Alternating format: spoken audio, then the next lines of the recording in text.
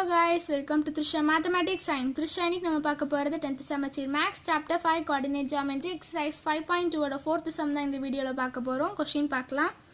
What is the slope of a line perpendicular to the line joining A 5,1 and P where P is the midpoint of a segment joining 4,2 and -6,4 ன்னு சொல்லி கொடுத்திருக்காங்க. இப்போ நமக்கு நம்ம slope கண்டுபிடிக்கணும் of a line perpendicular to a line joining AP ங்கறதுல நமக்கு slope பாத்தீங்கன்னா perpendicular-ஆ இருக்கு and P ங்கற பாயிண்ட் பாத்தீங்கன்னா நமக்கு மிட் பாயிண்ட்னு சொல்லிருக்காங்க. மிட் பாயிண்ட் ஆஃப் இந்த ரெண்டு பாயிண்ட்க்கு மிட் பாயிண்ட் சொல்லிருக்காங்க. இப்போ நமக்கு ஒரு லைன் பாத்தீங்கன்னா 4,2 and -6,4 ன்னு இருக்கு. இத நம்ம என்ன எடுத்துக்கலாம்? நம்ம இது வந்து B னும் and இது நம்ம C னு கூட எடுத்துக்கலாம்.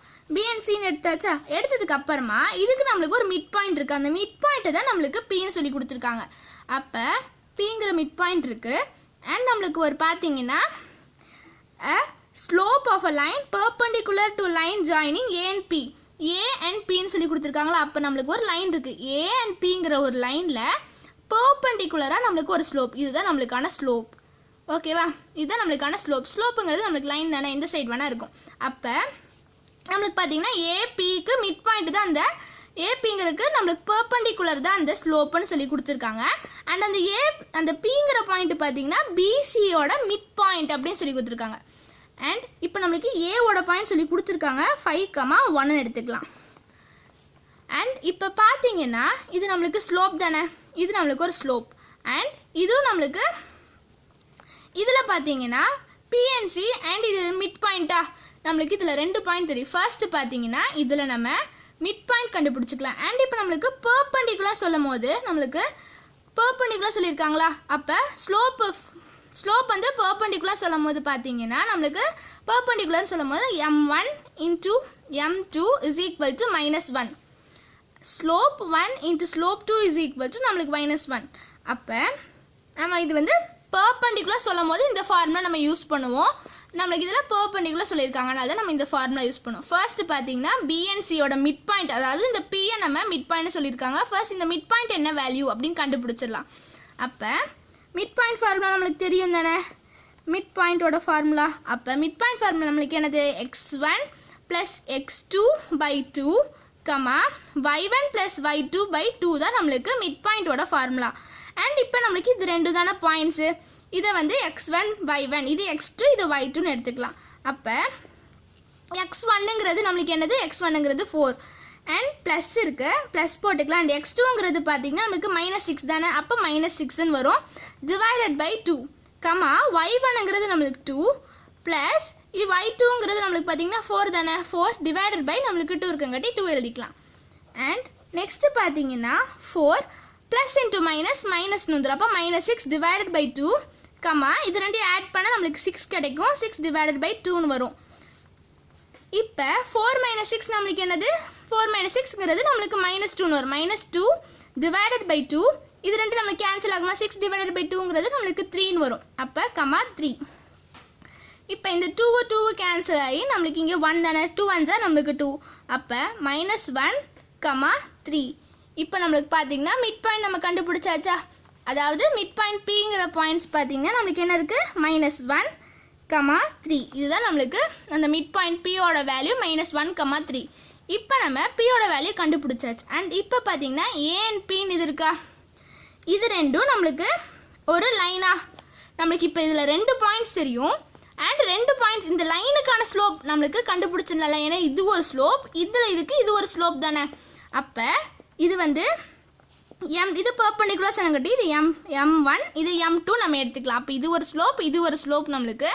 அப்ப இந்த லைனுக்கான ஸ்லோப் நம்ம கண்டுபிடிக்கலாம்ல, ரெண்டு பாயிண்ட்ஸ் வச்சு நம்ம லைனுக்கான ஸ்லோப் நமக்கு தெரியும் தானே. ஃபார்முலா பாத்தீங்கன்னா ரெண்டு பாயிண்ட்ஸ் இருக்கும்போது நமக்கு ஸ்லோப் ஃபார்முலா வந்து என்ன வரும்?